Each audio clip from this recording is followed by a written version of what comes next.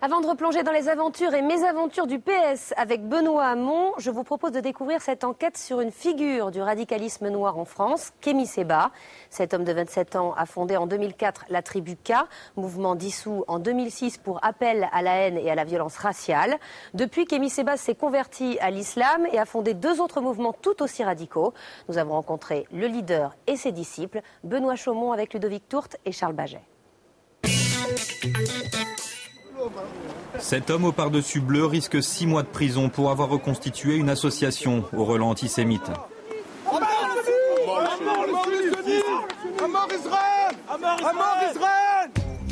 Kémy Séba, c'est le président du mouvement des damnés de l'impérialisme. Un groupuscule qui multiplie les rencontres improbables. Des religieux chiites aux radicaux d'extrême droite voyagent au centre du clan Kémy Séba. Samedi 27 septembre, une manifestation contre l'État d'Israël prévue place du Trocadéro vient d'être interdite. Raison invoquée par la préfecture de police, risque de trouble à l'ordre public. Les organisateurs improvisent à l'arrache une conférence de presse. Nous sommes au théâtre de la Main d'Or, chez Dieudonné. Paris est occupé par le sionisme. Il est temps qu'on le libère. Lui, c'est le responsable du Centre Zahra France, une structure religieuse chiite proche de l'Iran. Son discours résonne parfaitement dans la tête de Kémy Séba, converti cet été à l'islam. Tôt ou tard, la rue va venir demander des comptes à ceux qui contrôlent ce pays, qui ne sont pas des gaullistes, qui ne sont pas des humanistes, mais qui sont le sida de l'humanité, en l'occurrence le sionisme. Le sionisme, c'est-à-dire ceux qui défendent l'État d'Israël. C'est l'obsession de Kémy Séba, et en prêchant l'antisionisme, il évite d'être condamné pour antisémitisme. Aujourd'hui, le jeune homme de 27 ans prend des précautions sémantiques. Mais ça n'a pas toujours été le cas. En 2005, il était le leader de la Tribu K, un groupuscule black politico-mystique. Nous avions filmé en caméra cachée une de ces réunions. Ici, les journalistes étaient interdits, les blancs, les arabes et les métis aussi. Kémy Séba ! Kémy Séba ! Applaudissez-le frère, mes frères. Nous, ce n'est pas une question de discrimination que nous subissons.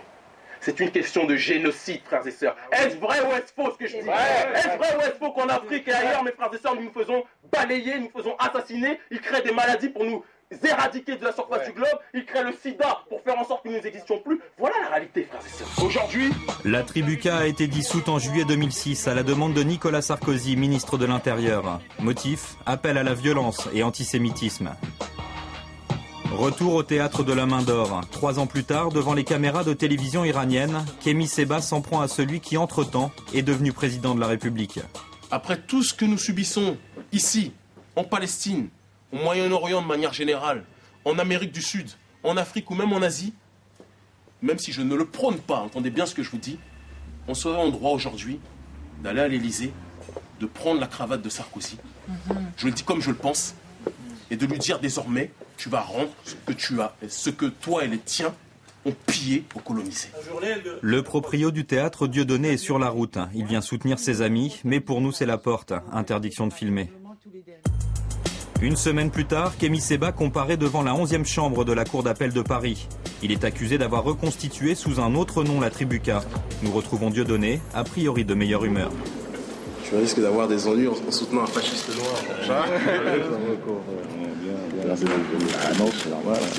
Pourquoi vous êtes venu aujourd'hui? Je suis un habitué de la 11e, c'est vrai, et puis je suis scandalisé à l'idée qu'on puisse enfermer une personne au nom de ses idées.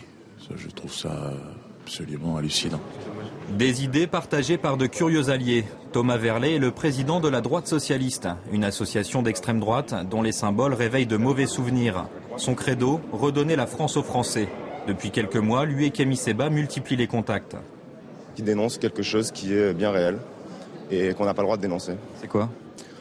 Alors le mondialisme, c'est simple, bon, c'est un mot gentil, on va aller un peu plus loin, on va dire le sionisme. Alors la dictature sioniste en France et dans le monde, à partir du moment où on la dénonce, on se retrouve avec les foudres médiatiques immédiatement. Ça vous pose pas de problème d'avoir quelqu'un de l'extrême droite avec vous là aujourd'hui? C'est quoi l'extrême droite? Ceux qui disent aujourd'hui la France aux Français sont mes amis. Pourquoi? Parce que moi aussi je dis l'Afrique aux Africains, je dis la Palestine aux Palestiniens, je dis la Syrie aux Syriens, je dis le Liban aux Libanais. Pour Jean-Yves Camus, spécialiste de l'extrême droite, Kémy Séba, c'est exactement ce qu'il fait. Il part du principe que l'union des extrêmes est quelque chose de jouable à partir du moment où le but commun est de tenter de combattre ce qu'il appelle le sionisme, c'est-à-dire en fait les juifs. On est dans l'antisémitisme, on n'est plus dans l'antisionisme. Cette alliance des extrêmes ne choque pas Alain Soral. Cet écrivain est une des têtes pensantes du Front National. Proche de Marine, la fille du patron, c'est lui qui est derrière l'énigmatique rapprochement Dieudo-Le Pen. Aujourd'hui, on a une extrême gauche d'extrême droite et une extrême droite d'extrême gauche. Donc c'est peut-être que ces critères gauche-droite, extrême gauche et droite ne sont plus valides. C'est le bordel quand même. Oui, c'est le bordel. Mais je crois qu'il y a plutôt les gens qui collaborent au système, ce qu'on appelle ce système euromondialiste, financier, et puis ceux qui résistent à ce système. Et dans les gens qui résistent à ce système, il y a sans doute une certaine droite nationale et il y a sans doute aussi une certaine gauche anticapitaliste. Autre point commun, l'antisionisme. Dieudonné et Kémy Séba se retrouvent aussi derrière ce mot d'ordre. Mais les deux hommes n'ont pas la même caisse de résonance. Dieudonné étant un homme de scène, il a effectivement un certain nombre de gens qui s'intéressent à son, peut-être pas à son discours, mais en tout cas à son côté à mesure publique par lequel il fait passer par ailleurs des messages. Mais Kémy Séba, c'est pas ça. N'importe quelle personne normalement constituée, même si elle est assez radicale dans un certain nombre d'options, voit bien qu'on a affaire à quelque chose qui est une secte. Cette fois, la justice a condamné Kémy Séba à 1 an de prison avec sursis. La question est maintenant de savoir si sa stratégie d'alliance black, rouge, brun lui permettra d'exister ailleurs que sur Internet ou devant les tribunaux. Pour l'instant, le MDI revendique 400 adhérents. Selon la police, il représente 80 personnes.